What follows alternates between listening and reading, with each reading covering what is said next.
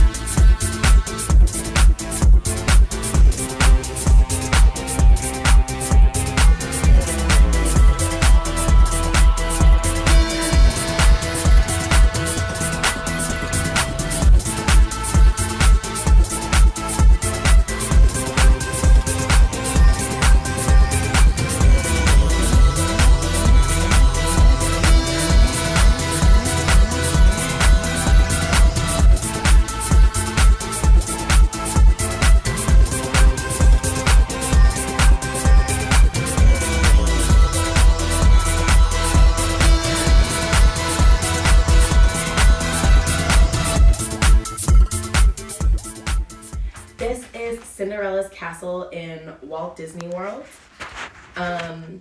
And this is my favorite castle. This sits in the center of what they call the hub, which is built like a wheel and spokes in Walt Disney World in Magic Kingdom. And the castle sits in the center, and then all of the lands branch out from there. One of the things I think is really ironic about this Lego build is that the real Cinderella's castle in Disney World doesn't actually have a single brick. All of that work on the outside is painted. It's all fake.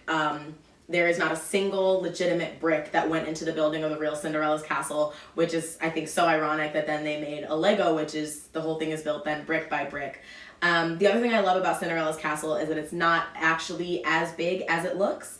Like most buildings in Disney World, it is built with forced perspective. One full story, a half story, and then a quarter story at the top. So it's not actually as big as it seems. And Walt did that to save money and make everything look bigger than it appeared and larger than life. Some things that I love about the front of the castle and those little Disney details that, we call Easter eggs. The clock on Cinderella's castle is set about 7 minutes to midnight. Because Cinderella's rushing home from the ball. Midnight is that magical hour that, it's that make or break moment. And so I love that both the outside clock as well as the grandfather clock on the inside of the castle are set to about 5-7 minutes to midnight. The other thing I love is the outside nod to Princess Tiana and her 2009 movie Princess and the Frog. There is her and Naveen as frogs, as well as the little princess crown on the outside here. I love what I call the Tinkerbell Window. During the nighttime fireworks show, what was called Wishes, what then was called Happily Ever After, what is now a brand new show for the 50th anniversary this year, Tinkerbell climbs out of this window and flies across the Magic Kingdom, and it is one of the most magical moments. And so exclusive with this set is the Tinkerbell minifig. She's one of the 6 minifigs that comes with this set, and she's exclusive to this set and just sits, I put her up here right with the little Tinkerbell window. And so yeah, this is the outside of the castle. We're gonna get it turned around so I can show you all the Disney details and the Easter eggs on the inside. All right, we're actually gonna start on the back side of what you can see here, in the in-between walkway that you can kind of see I'm running my hand through here.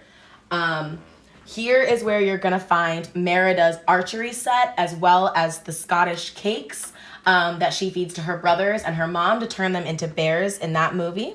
So Merida is represented here. So we've seen Tinkerbell, Tiana, Merida, and we're gonna continue to walk through these rooms and see all of those princesses that are represented, even though it's Cinderella's castle. We're gonna start here in the ballroom. We have Minnie and Mickey, which do come with this set, as well as Donald, Daisy, and Dale. If you're ever confused about which one's Chip and which one's Dale, red nose, Dale, black nose, Chip. You remember it like chocolate chip. That dark colored nose is gonna be Chip. That red nose is gonna be Dale. Here's the grandfather clock that I was talking about that is set about 5 minutes to midnight. But you got some just beautiful details with the knight and shining armor, the vase in the back. And those don't really represent a movie so much as they are just adding to the dreaminess and the magic of the castle. Over here, we've got representing Aladdin and Princess Jasmine, we've got the hanging tapestry, which is the magic carpet, as well as the magic lamp. Now, Jafar and Jasmine do not come with the castle. We actually added them in ourselves. They are from the Disney mystery collectible bags. And so we ended up getting both Jasmine and Jafar, so we just added them to the Aladdin room in our castle. Up here, we've added Elsa as well. She will have a new spot soon in our Christmas village, so stay tuned for that video. We're very excited about that. Moving into the center here, we have a room represented for Beauty and the Beast. There is a candelabra that looks just like Lumiere, as well as the rose, the magic rose encased in glass. We love to see it. Moving into here, we have Cinderella's kitchen, right? Here's the pumpkin. This is where she did her chores before she was a princess. We've also added Jack Skellington because he is the Pumpkin King. He also does not come with the set, but is part of that Disney mystery collectibles bag that we discussed. Moving up here, we've got Aurora's a spinning wheel, right, that she pricked her finger on her 16th birthday that put the Sleeping Beauty to sleep. This is one of my favorite rooms. This is our Fantasia room. You've got the buckets and the enchanted brooms, as well as Mickey's sorcerer hat and spell book in the treasure chest. This is one of my favorite rooms that nod to the amazing Fantasia and Fantasia 2000, right in the dead center of our castle. Moving on, here at the top, there is the Cinderella Magic Suite that is actually inside of the Cinderella's castle, which you can take tours of, but very few people actually get to sleep there. Not celebrities, not rich people. It is secret. It is given only in sweepstakes and very, very select contests. But this bed, I think, is supposed to represent that there is a suite there. It's magical. There are videos you should check out on that because it's stunning. Up top here, we've got Snow White's magic mirror, as well as the apple, little details of the apple here. And then in this room, we've got a couple of little accessories that are supposed to represent Tangled. We've got the magic brush for her magic glowing hair, the scissors, and the piece of brown hair that at the end of the film, Flynn Rider chops off to save her from Mother Gothel, that turns brown and falls off. And then we've got some extra fireworks. We've got some extra fireworks in case you lose them like I just did that actually shoot out the other side that go along with that amazing fireworks display that Tinkerbell gets to be a part of on the front side of the castle. I think I got everything. Did I miss anything? Oh, there's also a secret compartment. I almost forgot about it myself. So underneath the secret compartment, you pick up this beautiful turret. And then inside, you've got Cinderella's glass slipper encased in a cute collectible case with those plastic window panes, as well as a functioning magical storybook that's gonna take you on this journey of this magical castle with all these princesses and characters represented that actually when you open says Once Upon a Time, which we love. It's just so cute. The details is something that the Disney company is never short on. And so I love to see that translated in their Lego work. You just really feel at home in this castle. Like I wish I could just shrink down and play with all these characters and continue to buy those collector bags and add more characters to the castle. But the details are stunning and it's really fun to play with. It's even better to just stare at and soak it all in. But those Easter eggs are really the best part. Yeah, thank you for watching. I couldn't have put any of this better myself. I thought I should send you to the Disney expert herself to tell you what's in the castle. But this, we've been waiting for quite a while to do this video, and I'm so glad we finally got to do it.